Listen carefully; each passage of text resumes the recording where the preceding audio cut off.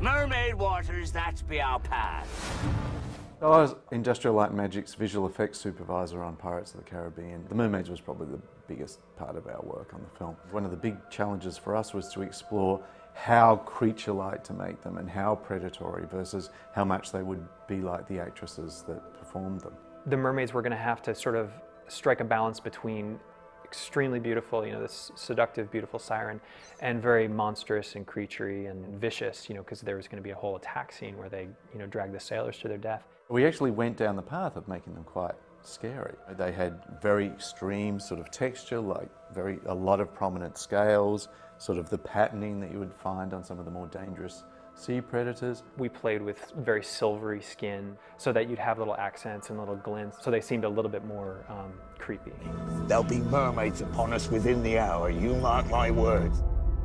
When the film was more assembled in more of a finished form, Rob took the step back and looked at it and said, you know what, I really love the actresses and I really want to see them in the mermaids. It was kind of an interesting thing because we had to really turn the whole production around.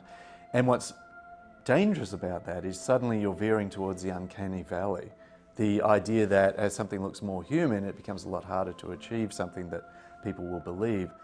We used facial motion capture, we used all of our skin shading technology we developed over the years, and it was quite a big change, a big challenge, and we worked around the clock basically to pull it off.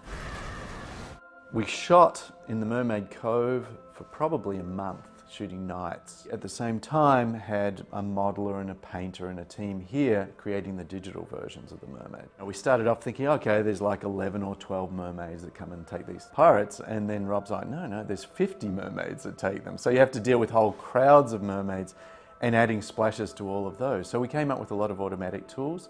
We used some of our best water simulation technology, and then shot a bunch of elements of people in black suits splashing around in, wading pools.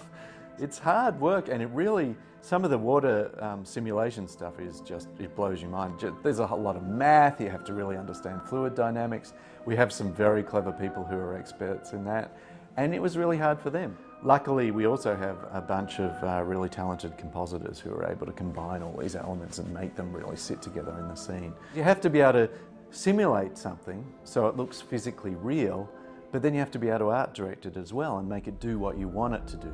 Trying to capture something like that is tremendously challenging, and you need to use every trick in the book.